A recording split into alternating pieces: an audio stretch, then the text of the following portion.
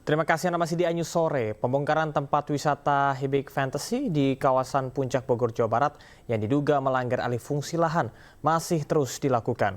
Kementerian Lingkungan Hidup sebelumnya telah menyegel gerbang masuk untuk mendalami dugaan pelanggaran hukum lingkungan.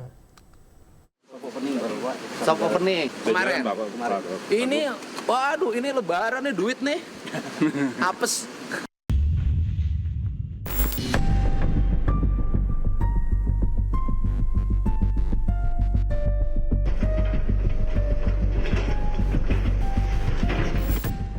Gubernur Jawa Barat Deddy Mulyadi atau Demul kembali mendatangi kawasan wisata Hibik Fantasy Puncak Jumat pagi. Kedatangan Demul untuk meninjau proses pembongkaran lanjutan di tempat wisata yang diduga menyalahi izin lingkungan.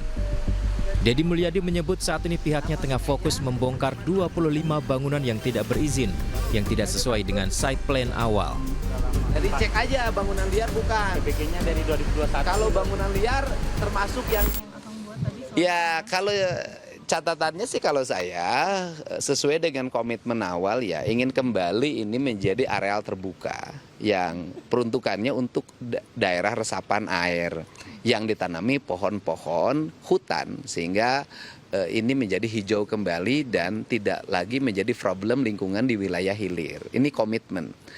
Mewujudkan komitmen itu kan harus ada mekanisme hukum yang dijalani, apalagi ini sudah menjadi wilayah penyelidikan dan penyidikannya Kementerian Lingkungan Hidup. Tentunya ranahnya adalah ranah Kementerian Lingkungan Hidup untuk menentukan kesalahan apa yang dilakukan oleh pengembang usaha pariwisata ini. Nah, hari ini yang bisa dilakukan oleh Pemprov Jabar adalah memitigasi apa saja pelanggaran yang dilakukan dari sisi aspek administrasi pembangunan. Nah, dari sini kan bisa terlihat bahwa PT yang mengelola areal usaha ini hanya mengajukan 14 bangunan ke pemerintah Kabupaten Bogor melalui Badan Penanaman Modal Satu Pintu. Nah, kemudian dari 14 ini muncul 35 bangunan. Berarti ada 25 bangunan tidak berizin. Karena ada 25 bangunan tidak berizin, maka itu menjadi kewenangan dan ranahnya Satuan Polisi Pamong Praja untuk melakukan tindakan ya kan peringatan sampai pembongkaran. Nah, ini kemudian yang kedua, areal-areal yang ada di Setplam tidak sesuai dengan pembangunannya. Karena arealnya tidak sesuai dengan pembangunannya, maka itu sudah dalam kategori pelanggaran. Nah, kalau saya sih berharap ini karena anak perusahaan pemerintah Provinsi Jawa Barat, pimpinan perusahaannya sudahlah hari ini meminta bantuan pada Satuan Polisi Pamong Praja untuk secara sukarela melakukan pembongkaran terhadap areal-areal yang salah dalam pembangunannya. Deddy Mulyadi sendiri ingin membongkar seluruhnya kawasan wisata tersebut dan mengelolanya menjadi area hutan. Namun demikian, dirinya harus menunggu keputusan dari Kementerian Lingkungan Hidup lantaran bangunan sudah memiliki izin yang terlebih dahulu harus dicabut. Oh, berarti kan harusnya kan air itu jatuh ke sini. Ya kan, harusnya kan kalau nggak ada ini jatuh ke sini kan. Sekarang kan yang ditutup kan airnya jadi bluk gitu. Pembongkaran sendiri masih terus dilakukan hingga hari ini. Satpol PP telah mengangkut material-material kecil seperti pelang dan juga spanduk. Sementara material besar, petugas melibatkan alat berat seperti eskavator dan beko. Sebelumnya, Kementerian Lingkungan Hidup telah menyegel gerbang masuk sejak 6 Maret kemarin. Penyegelan dilakukan untuk mendalami dugaan pelanggaran hukum lingkungan. Kawasan wisata ini sebelumnya telah resmi beroperasi sejak 11 Desember 2024. Namun akhirnya ditutup lantaran diduga melanggar alih fungsi lahan. Taman rekreasi yang dikelola oleh anak usaha BUMD Jabar yakni Jaswita Lestari Jaya ini sebelumnya hanya mengantongi izin mengelola kawasan seluas 4.800 meter persegi. Namun pada kenyataannya, area rekreasi telah meluas mencapai 15.000 meter persegi. Dari Bogor, Jawa Barat, Aulina Iyasa, Dede Rudi, iNews melaporkan. Gubernur Jawa Barat Deddy Mulyadi menangis saat menyaksikan kawasan wisata Puncak telah beralih fungsi lahan. Ia tak kuasa menahan air mata melihat pepohonan dibabat habis oleh pengembang. Tangisan Gubernur Jawa Barat Deddy Mulyadi tak bisa dibendung saat melihat kondisi alam di Puncak Bogor yang tergerus pembangunan tempat wisata. Deddy Mulyadi menangis saat mengunjungi sebuah tempat wisata yang berada di Desa Sukagali, Kecamatan Cisarua, Kabupaten Bogor. Dedi Mulyadi lesu melihat ke arah kejauhan saat pertama kali melihat kawasan objek wisata tersebut. Dedi bahkan tak kuasa menahan air matanya lantaran alih fungsi lahan di kawasan Puncak Bogor ini. Gubernur Jawa Barat meminta agar jajarannya membongkar seluruh bangunan yang melanggar aturan.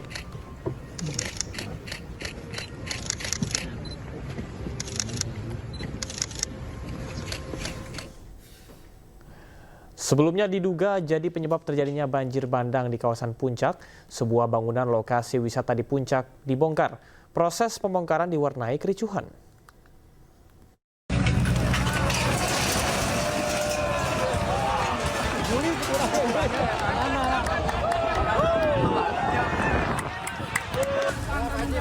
Proses pembongkaran di kawasan wisata milik Badan Usaha Milik Daerah BUMD Provinsi Jawa Barat ini yang berada di kawasan wisata Puncak Cisarua Bogor sempat diwarnai kericuhan. Salah satu penolakan pembongkaran karena kawasan wisata tersebut memiliki banyak karyawan yang masih menggantungkan hidupnya di sana. Namun warga menolak alasan tersebut karena dampak negatifnya lebih besar lagi.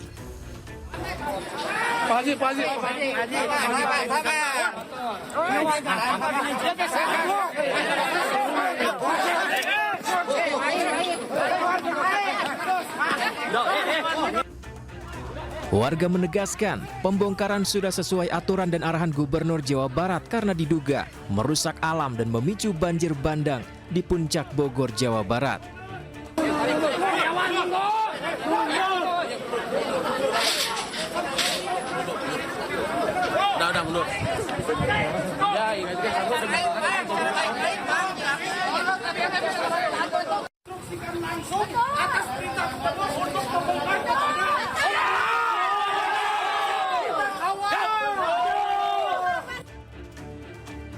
Dari Bogor, Jawa Barat, Wildan Hidayat, iNews melaporkan.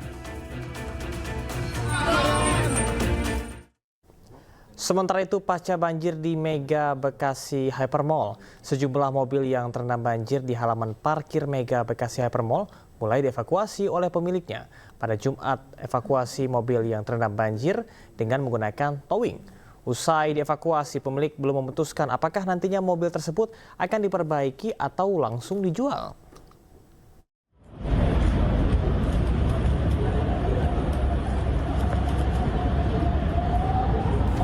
Setelah terendam banjir selama 3 hari, sejumlah mobil yang terparkir di area parkir luar Mega Bekasi Hypermall mulai dievakuasi pada Jumat pagi. Mobil dievakuasi lantaran banjir di Mega Bekasi Hypermall ini berangsur surut. Mobil yang dievakuasi berada di ketinggian banjir sekitar 20 cm. Selain menggunakan towing, pemilik mobil lainnya juga mengevakuasi mobil terendam dengan cara didorong bersama-sama. Pemilik mobil pun belum memutuskan apakah mobil yang telah terendam tersebut akan diperbaiki atau langsung dijual. Coba dibawa nih Pak? Dievakuasi sih ini. Maaf, Pak, udah surut kan banjirnya. Mau ke bengkel apa kemana nih Pak? Masih belum tahu, saya masih harus tunggu teman saya dulu sih, mau ngelihat kondisi mobilnya. Diketahui pada Jumat pagi ketinggian banjir di Mega Bekasi Hypermall bervariasi mulai dari 20 hingga 50 cm. Banjir diharapkan segera surut agar aktivitas di pusat perbelanjaan tersebut bisa segera pulih. Dari Bekasi, Jawa Barat, Rahmat Hidayat, iNews melaporkan. Ratusan rumah di Kabupaten Karawang, Jawa Barat masih diterjang banjir setinggi 1-2 meter di Dusun Kampek, Kecamatan Teluk Jambe Barat, Kabupaten Karawang, Jawa Barat. Tim kami menelusurinya menggunakan perahu karet, di mana diketahui satu rumah roboh akibat diterjang banjir.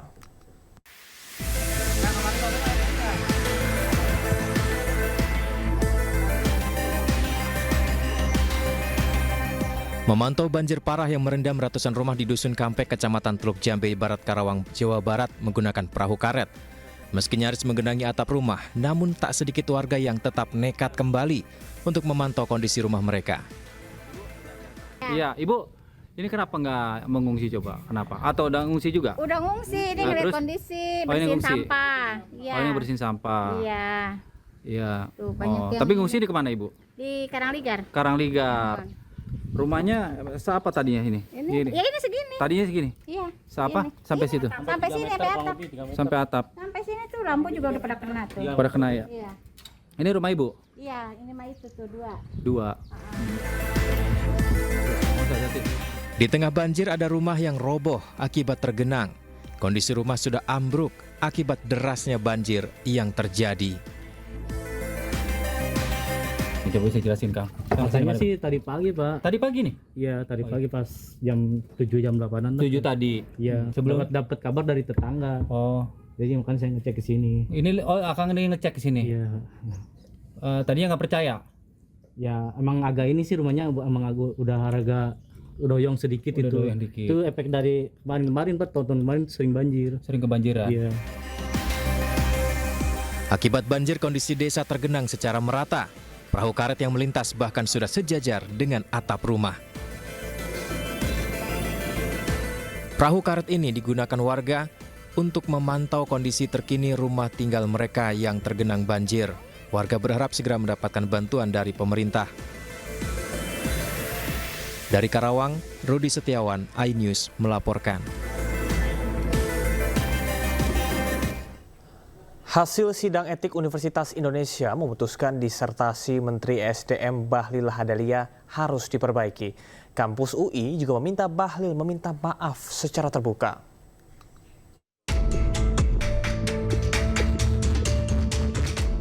Empat organ Universitas Indonesia telah mengambil keputusan dari sidang etik disertasi gelar Doktor Menteri ESDM Bahlil Lahadalia yang bermasalah. Keempat organ itu adalah Rektorat, Dewan Guru Besar, Senat Akademik, dan Majelis Wali Amanat. Sidang etik itu menghasilkan keputusan untuk melakukan pembinaan terhadap promotor, direktur, kaprodi, dan mahasiswa terkait yaitu adalah Bahlil Lahadalia. Bentuk pembinaannya adalah penundaan kenaikan pangkat untuk promotor dan kaprodi. Sementara Bahlil diminta memperbaiki disertasinya sesuai dengan ketentuan yang berlaku dan meminta maaf kepada publik. Pembinaan itu dilakukan mulai dari penundaan kenaikan pangkat untuk jangka waktu tertentu, permintaan permohonan maaf kepada sivitas akademisi, dan juga peningkatan kualitas disertasi serta publikasi ilmiah. Lebih lanjut kami menegaskan bahwa persoalan ini harus dipandang secara menyeluruh sebagai momentum untuk melakukan evaluasi dan pembenahan sistem pendidikan khususnya di SKSP UI. Keputusan bersama yang diambil oleh 4 organ Universitas Indonesia ini telah melalui proses yang transparan. Sementara itu, Bahlil Lahadalia mengakui ia belum mengajukan perbaikan disertasinya. Namun ia juga yakin bahwa disertasinya hanya diperbaiki bukan diulang dari awal. Mohon maaf ya. Disertasinya mengulang Pak UI? Enggak tahu ya. Tadi diputuskan. Yang saya tahu, apapun yang diputuskan, saya kan mahasiswa. Apapun yang diputuskan oleh UI, saya akan ikut. Tapi yang saya tahu memang perbaikan. Ya kita perbaiki, karena memang saya belum mengajukan perbaikan ya. Tapi bukan ulang dari awal, Pak? Enggak. Universitas juga menyerahkan keputusan apakah Bahlil harus menjalani sidang disertasi ulang atau tidak pada program studi. Tim Liputan iNews melaporkan. Pemirsa, tidak lagi menjabat tak membuat Presiden ke-7 Republik Indonesia Joko Widodo mundur total dari dunia politik. Wacana Jokowi akan mendirikan Partai Super TBK pun mencuat.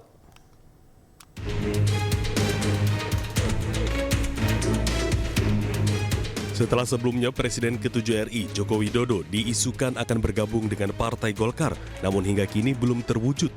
Jokowi pun diisukan akan membuat partai sendiri. Partai dengan konsep Super TBK akan diisi oleh relawan Jokowi. Nantinya partai ini akan super terbuka, pemilihan ketuanya pun dipilih oleh seluruh anggotanya. Itu memang ada ide gagasan untuk membuat Partai Super TBK yang saya sampaikan juga kepada relawan-relawan. Anggapannya seperti apa terhadap gagasan ini, partai yang terbuka, super terbuka, ya nanti pemilihan ketuanya juga dilakukan secara terbuka oleh seluruh anggotanya. Sementara itu, Partai Golkar tak menutup pintu untuk Jokowi bila ingin bergabung. Meski kaget akan adanya rencana ini, namun Partai Golkar persilahkan Jokowi jika ingin membuat partai sendiri. Kan katanya berproses bagaimana dengan Golkar. Ya kan, tapi kalau ada begitu ya namanya warga, apalagi ya mantan presiden 10 tahun kan, ya tergantung beliau kan. Dan memang kan konstitusi kita memberikan ya hak kepada setiap warga negara untuk membentuk itu apapun. Ya, tetapi ya itu agak kaget juga. Kenapa? Karena tadinya ini kan ramai terus dengan Golkar, dengan apa dan lain-lain. Tapi kalau ada berita begitu, tentu ya kita tentu kembalikan kepada beliau. Sebelumnya, Presiden ke-7 RI Joko Widodo sempat diisukan akan bergabung dengan beberapa partai. Namun, hingga kini mantan politisi PDI Perjuangan ini belum juga berlabuh dengan partai baru. Tim Liputan iNews melaporkan.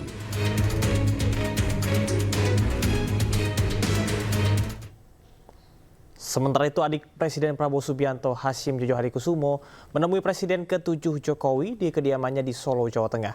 Hasyim menyebut ada pesan dari Presiden Prabowo untuk sowan ke Jokowi.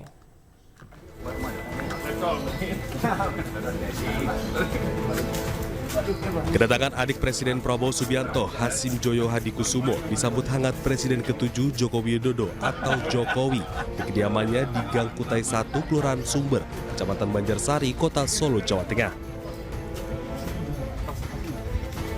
Usai tiba, keduanya langsung menggelar pertemuan tertutup di dalam kediaman Jokowi.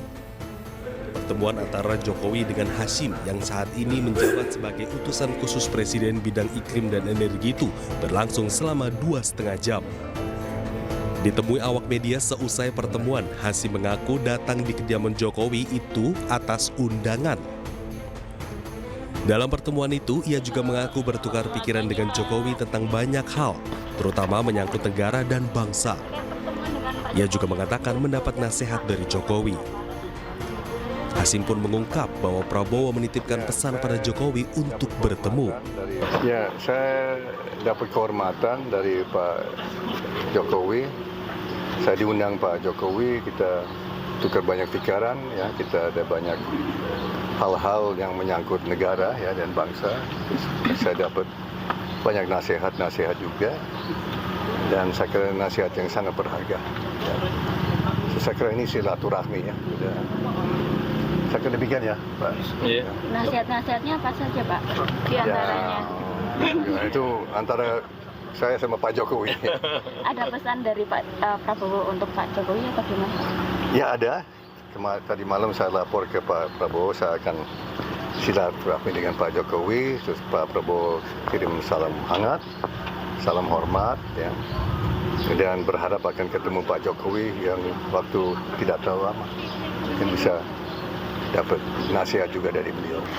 Berbicara banyak hal, tapi nggak ada yang berkaitan dengan politik, nggak ada. Ya, berbicara banyak. Untuk Pak Hasyim, terutama yang berkaitan dengan kondisi situasi ekonomi yang perlu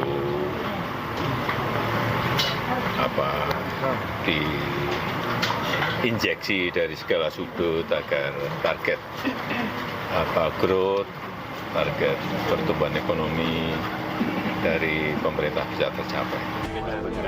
Usai bertemu dengan Jokowi, Hasyim kemudian langsung kembali ke Jakarta. Dari Solo, Jawa Tengah, Septiantoro, iNews melaporkan.